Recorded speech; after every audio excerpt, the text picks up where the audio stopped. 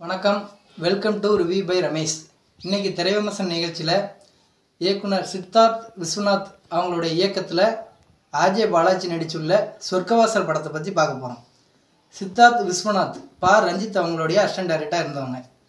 இவங்க இந்த கதையை எழுதும்போது 1.5 வருஷம் கதையை ரைட்டிங் பண்ணியிருக்காங்க, எழுதியிருக்காங்க. அவங்களுக்கு துணையாக அவங்க ஃப்ரெண்ட்ஸ் 2 பேரும் சேர்ந்து அவங்களுக்கு ரைட்டிங்க்கு ஹெல்ப் பண்ணியிருக்காங்க, எழுதி முடிச்சிருக்காங்க. 1.5 வருஷம் கதையை எழுதி முடிச்சுட்டு அதுக்கப்புறம் ப்ரொடக்ஷன் ஹவுஸில் போய் பார்த்து பேசி படம் பண்ணியிருக்காங்க.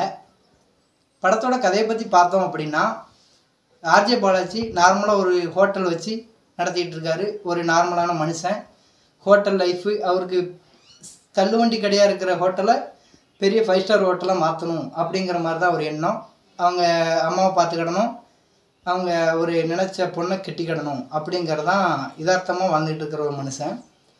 அவங்களுக்கு ஹெல்ப் பண்ணியிருப்பாங்கல்ல, லோன் வாங்குறதுக்கு, வைக்கிறதுக்கு, பெரிய இடத்துக்கு போகிறதுக்கு ஹெல்ப் பண்ணியிருப்பாங்க ஒரு ஆள். அவங்கள அந்த ஜெயிலில் உள்ளவங்க அரசியல் அந்த பல காரணங்கள்னால அவங்கள கொலை பண்ணுற மாதிரி ஆயிரும். அது அவங்க நமக்கு ஹெல்ப் பண்ணியிருக்காங்க, நம்ம அவங்களுக்கு ஏதாவது ஹெல்ப் பண்ணணும் அப்படின்னு சொல்லி அவங்க ஒரு ஹெல்ப் ஆர்ஜே பாலாஜி அவங்கள்ட்ட கேட்டிருப்பாங்க. இவர் தற்செயலாக அவர் வீட்டுக்கு போய் அந்த ஹெல்ப்பை பண்ணியிருப்பாங்க. அதனால் போலீஸ் ஆர்ஜே பாலாஜி தான் அவங்கள கொலை செஞ்சிட்டாங்க அப்படின்னு சொல்லி ஆர்ஜே பாலாஜி ஜெயிலுக்கு கூப்பிட்டு போயிடுவாங்க. அதுக்கப்புறம் ஜெயிலில் இருந்து ஆர்ஜே பாலாஜி வீட்டுக்கு போகணுன்னு நினைப்பார், நம்ம நார்மலான லைஃப்பை வாழணும்னு நினைப்பார். ஜெயிலுக்குள்ளே நடக்கிற வில்லன்கள், அவங்களுக்குள்ளே உள்ள ஈகோ மேட்ரு, அரசியல், அந்த ஒரு பல பிரச்சனைகள், அதனால் அவர் ஜெயிலை விட்டு வெளியே வந்தாரா, அவர் இயல்பு வாழ்க்கை திரும்பினாரா இல்லையா அப்படிங்கிறதான் அந்த படத்தோட கதை. படத்தில் ப்ளஸ்ஸும் இருக்குது, மைனஸும் இருக்குது. ஃபஸ்ட்டு மைனஸை பற்றி பார்ப்போம். மைனஸ் என் பார்வைக்கு தோன்றதை நான் சொல்கிறேன். இந்த படத்தில் ஆர்ஜே பாலாஜி தவிர வேறு யாராவது நடிச்சிருந்தாங்கன்னா கூட கொஞ்சம் நல்லா இருந்திருக்குமோன்னு எனக்கு தோணுது.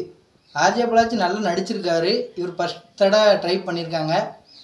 அவர் பாடி லாங்குவேஜ் அதை கொஞ்சம் மாற்றி அமைச்சிருக்கலாம். அவர் ஒரு சாதாரணமான ஆள் மாதிரி எல்லா படத்துலையும் வர்ற மாதிரி இந்த படத்தில் காமிச்சிருக்காங்க. அது டைரக்டர் சொல்லியோ இல்லாட்டா அவரோ கொஞ்சம் பாடி லாங்குவேஜை மாற்றி நடிச்சிருந்தா கூட கொஞ்சம் ஒரு நல்ல ஒரு எஃபெக்டாக இருந்திருக்கும் அப்படின்னு எனக்கு தோணுது. மிச்சப்படி இப்போ வடசென்னை படம் தான் படத்தில் மேக்ஸிமம் நம்ம கண் முன்னே வந்து போகுது. வடசென்னை படத்தில் உள்ள சீன்ஸ் மாதிரி அடிக்கடி இருக்குது. அந்த சீன்ஸை கொஞ்சம் மாற்றினாங்கன்னா, புதுவிதமாக ட்ரை பண்ணியிருந்தாங்கன்னா கொஞ்சம் நல்லா இருந்திருக்கும். எந்த கேரக்டருமே படத்தில் நிற்கலை அப்படின்னு தான் சொல்லி ஆகணும். இப்போ வடசென்னையிலலாம் பெரிய பெரிய ஆட்கள், தனுஷ், பர்த்திவீரன், டைரக்டர் அமீர், அந்த மாதிரி பெரிய பெரிய ஆட்கள் அவங்களோட கேரக்டர் அப்படியே நம்ம மனசில் நின்றுச்சு. படம் நல்லா இருக்குது, ஆனால் எந்த கேரக்டருமே நமக்கு நிற்கலையோ அப்படின்னு தான் தோணுது. அது என்னன்னு தெரியல, அது ஒன்று இந்த படத்தில் ப்ராப்ளமாக இருக்குது. அதுக்கப்புறம் டெக்னீஷியன் சைடில் எடுத்துக்கிட்டோம்னா கேமரா ஒர்க்கு, அது சினிமோட்டோகிராஃபி, அப்படியே நமக்கு அதை கொஞ்சம் நல்லா பண்ணியிருக்காங்க. எல்லாருமே புதுசு தான், இருந்தாலும் கூட கொஞ்சம் பெட்டராக கொடுத்துருக்கலாம் அப்படிங்கிறது எனக்கு தோணுது. படம் நல்லா இருக்குது, ஆனால் ஏதோ ஒன்று குறையுதேங்கிறது நம்ம மனசில் தோணிக்கிட்டே இருக்குது. அது என்ன ஃபீலிங்கிறது சரியாக தெரில. ஓகே, படத்தில் ப்ளஸ்ஸை பற்றி பார்ப்போம். ஃபஸ்ட்டு தடவை டைரக்ட் பண்ணியிருக்காரு, இது அறிமுக டைரக்டரு. அவர் நல்ல ஒரு அட்டன் பண்ணியிருக்காரு அப்படின்னு தான் சொல்லணும். ஒவ்வொரு சீனுமே அடுத்து என்ன நடக்கும் ட்விஸ்ட்டு மேலே ட்விஸ்ட்டு, ஒரே விறுவிறுப்பாக மூவி போகுது. அது மூவிக்கு ஒரு பெரிய ப்ளஸ்ன்னு சொல்லலாம். அடுத்த சீன் இதான் வரும் அப்படின்னு நம்மளால் கணிக்கவே முடியல. ஒவ்வொரு சீனும் என்னவா இருக்கும்னு நல்ல ஒரு விறுவிறுப்பாக மூவி போகுது. அது ஒரு படத்துக்கு ஒரு நல்ல ப்ளஸ் அப்படின்னு சொல்லலாம். கருணாஸ், செல்வராகவன் இவங்கெல்லாம் இவர் ஃபஸ்ட் டைம் அட்டன் பண்ணதுக்கு இந்த மூவியில் இருக்கிறதுக்கு ஒரு மிகப்பெரிய ப்ளஸ் அப்படின்னு சொல்லலாம். அவங்க நடிப்பை நல்லா வெளிப்படுத்தியிருந்தாங்க. அதுக்கப்புறம் வடசென்னை மூவிக்கு ஒரு டைப் ஆஃப் ஆடியன்ஸ் கண்டிப்பாக இருப்பாங்க. அந்த மாதிரி இருக்கும் மூவி ஒரு எக்ஸ்பெக்டேஷனில் வந்தீங்க அப்படின்னா கண்டிப்பாக ஒரு 80% பூர்த்தி செஞ்சிடும்.